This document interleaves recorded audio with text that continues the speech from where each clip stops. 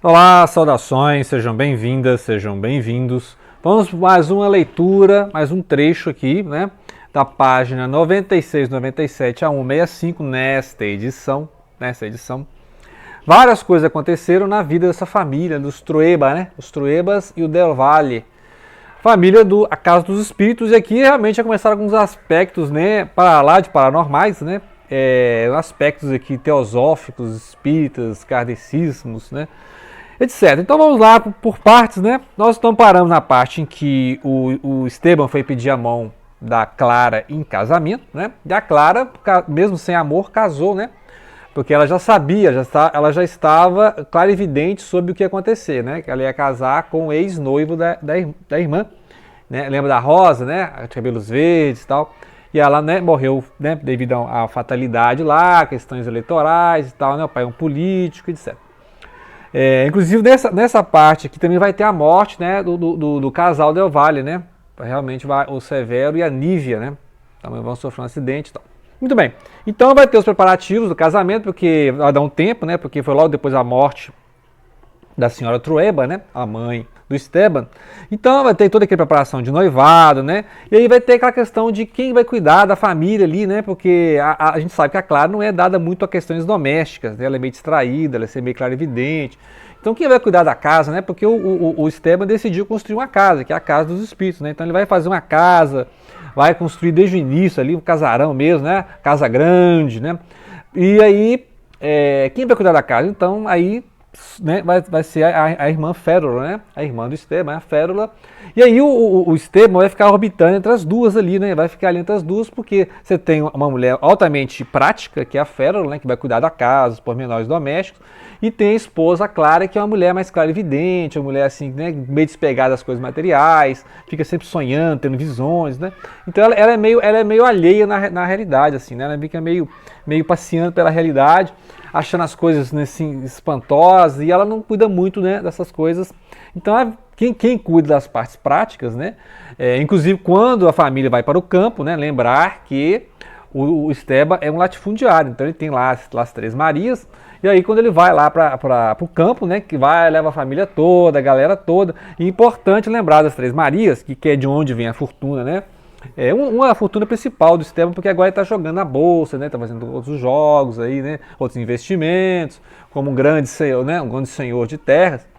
Mas é importante lembrar porque depois desse casamento vai ter a primeira filha, né? Então, ela vai, quando ela estiver lá no campo, vai mostrar os sinais da gravidez, vão ficar bom tempo lá, e a Clara vai cuidar né? Vai ver o estado deplorável que estão lá os trabalhadores, então vai ajudar as crianças e tal.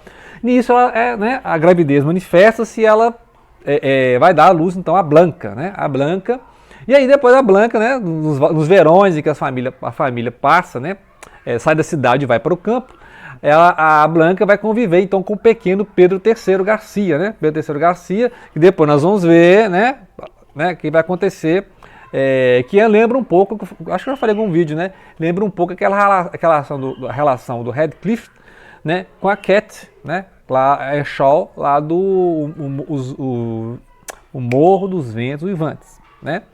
Da Brontë. Então, lembra um pouco isso, né? Que aí são, ou seja, é uma paixão que não tem nada para dar certo, né? Assim, classes sociais distintas, nada para dar certo, mas vai acontecer, né? Então é aquela paixão assim que vai acontecer e vai dar problema na narrativa, né? Vai ter um dos focos na narrativa, vai ser justamente isso.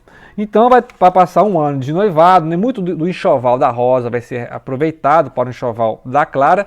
Então ela vai casar, né? E vai passar um tempo lá no campo e é claro que vai ser aqueles casamentos assim, né, com aqueles gastos, né, e o casamento é tão detalhado aqui, então o narrador aqui é bem onisciente, né, o narrador vai e volta na história, depois a gente sabe que esse narrador tem acesso aos diários que a Clara escreveu, né, e tem esse narrador que a gente não sabe quem é ainda, né, é o narrador que parece que é da família, porque conversou com os familiares perguntando sobre eventos, né, a versão que eu tive do evento. Então é interessante esse narrador aqui, né, ele lembra muito o Garcia Marques lá no Cem Anos de Solidão, né, então, e aí ele volta lá, né, aí tem um casamento, um ano depois o Esteban volta, né? Aí a Clara volta, né? Vai com ele lá conhecer as Três Marias, aí os sinais da gravidez e vai nascer então a Blanca, né? Então ela já sabe que é o nome da menina, o nome da menina vai ser Blanca e tal.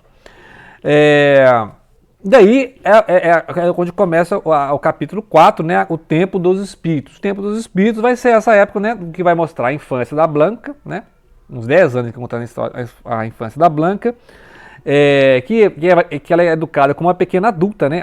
A mãe, ou seja, Clara, não conversa com ela como uma criança, conversa com ela como um adulto, né? Interessante isso.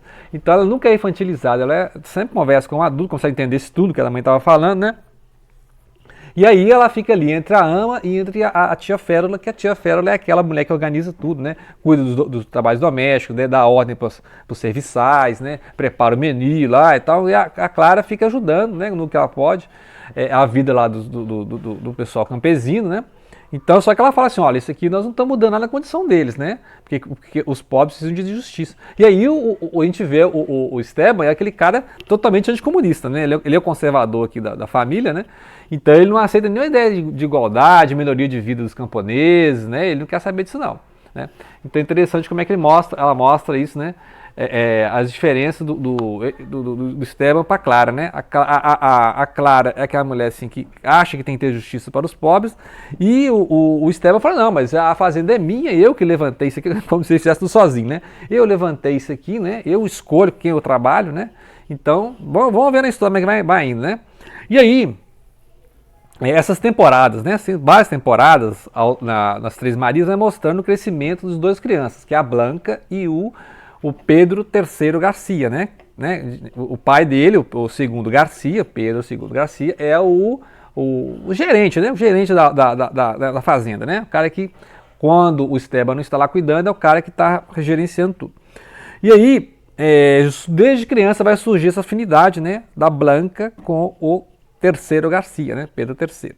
Né? E aí a Blanca, né? Depois a gente sabe que ela vai ser a mãe da Alba, né? Eu acho que é a Alba que está narrando essa história. Então, né, esse aqui é uma expectativa de leitor. Eu acho que é a Alba que está narrando a história lá na frente. E a Alba pode ser alter ego da Isabel Allende, né? Quem sabe, né?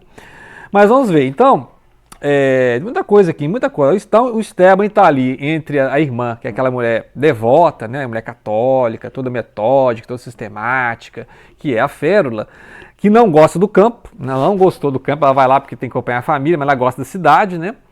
E entre a Clara, que é essa mulher assim que é filha, a Clara, por exemplo, é filha de uma sufragista, né? A Nívia é uma mulher sufragista, acha que as mulheres têm que votar, as mulheres têm que ter igualdade de direitos, né? Então imagina, ó, isso aí não, isso é coisa de comunista, né? Isso é coisa de comunista.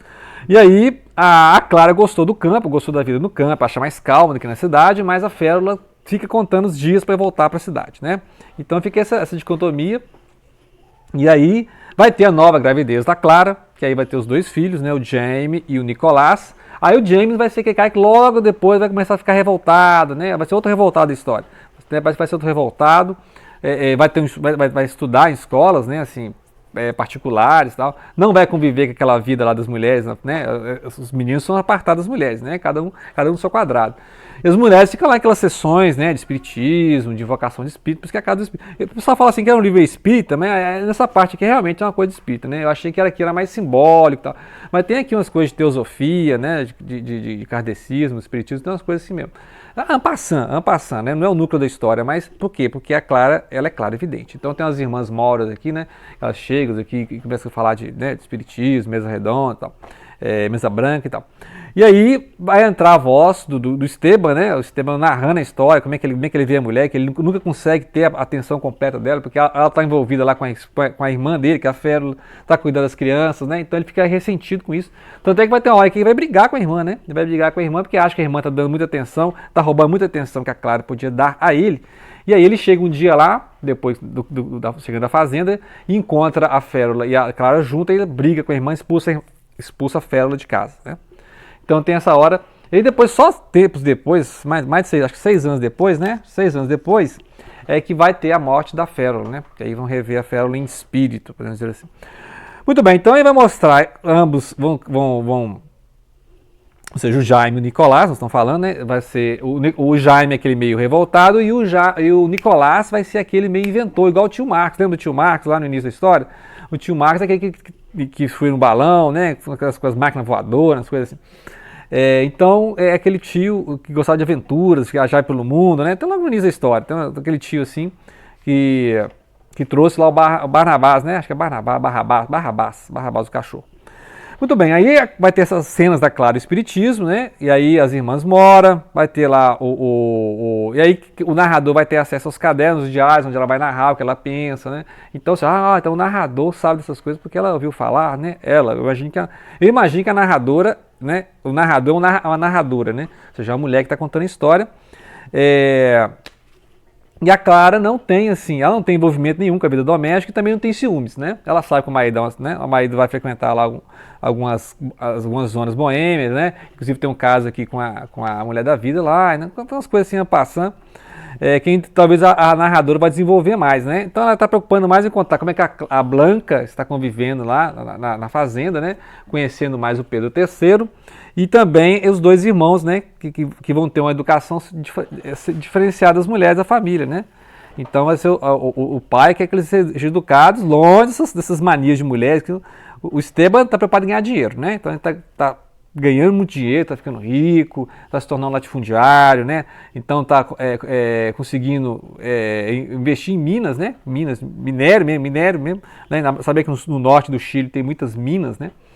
Então, e ele é aquele cara conservador, antissocialista, não gosta de sindicalista de espécie alguma, e aí acontece que ao longo da história, o Pedro III vai tendo acesso, ele vai conhecendo os sindicalistas, né? Vai conhecendo as histórias de revoltas, né? De organização dos campesinos, né? Com os latifundiários, então imagina essa história vai parar, porque, olha você vê, vai ter então a Blanca apaixonada pelo revolucionário, né? E como é que vai ser, porque o pai não vai aceitar isso, o pai é um conservador, né? Então olha só como é que é a questão política nisso, ela consegue colocar a questão política no cerne da narrativa, né?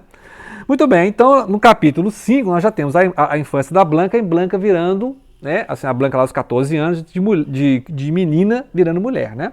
Só que o Pedro III, o Garcia, não acompanhou, né? Ele ainda é pequeno, né? A mulher aparece antes, né? A mulher floresce antes que o homem.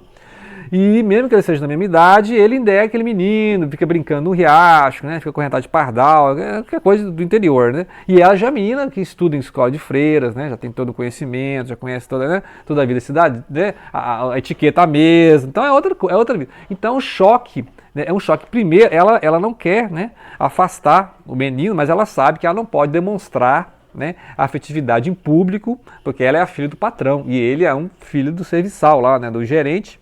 Né, mesmo que ele tenha acesso à casa, né, o pai seja o gerente, ele é um serviçal, ele não é dono de nada ali. Né? Então você vê que coisa, ela já aprende isso, olha, nós não podemos demonstrar em público, né, o afeto que eles têm desde criança, porque para eles é uma coisa normal, só que aí ela já percebe, a Blanca é mais inteligente que ele nesse ponto, né? E ele sabe também que ele não pode ficar parecendo, inclusive já levou umas surras do patrão, porque fica lá falando de sindicalismo para os camponeses. Então já tem uma cena assim, né, que o patrão lá, o Esteban, já está sabendo, ó, vocês estão falando de sindicalismo aqui, não tem isso não, isso é coisa de comunista, né? Então é interessante que a história vai rodando, né, e aí ela se torna, né, quando se reencontra lá no campo, ela está com 14 anos, ela já é uma mulher, já, né, já tem um corpo de mulher, já tem uma porte altiva, assim, já é uma menina da cidade, menina educada, e vai encontrar lá um peão, o filho do gerente, né. Então vai ter esses choques de mundo. Só que aí acontece uma cena fantástica aqui, que a gente sabe lá que a Férola foi expulsa da casa, né? Aí uma bela noite ela aparece lá andando na casa. Como assim andando na casa? É porque eles estão vendo, né, a despedida dela. E a Clara é a única que entende, né? A Clara é a única que entende. Não é a Férola, né? É o espírito dela que está passeando aqui pela casa. Eles estão lá no jantar e ela aparece do nada. Então aí a Clara vai...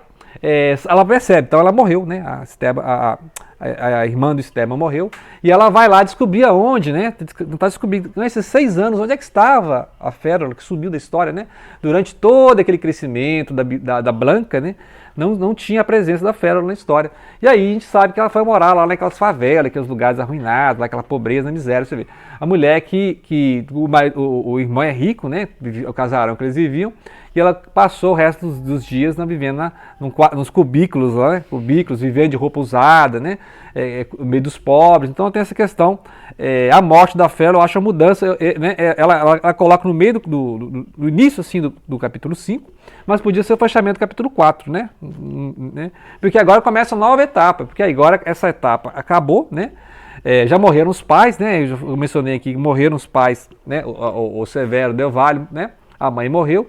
E agora a irmã a irmã do Esteban também morreu. Então agora a nova geração, né? Agora a nova geração. E aí a história vai se concentrar então na Blanca e o Pedro III Garcia, ok? Então acompanhem os próximos vídeos, né? Que vai pano pra manga. E não deixem de compartilhar.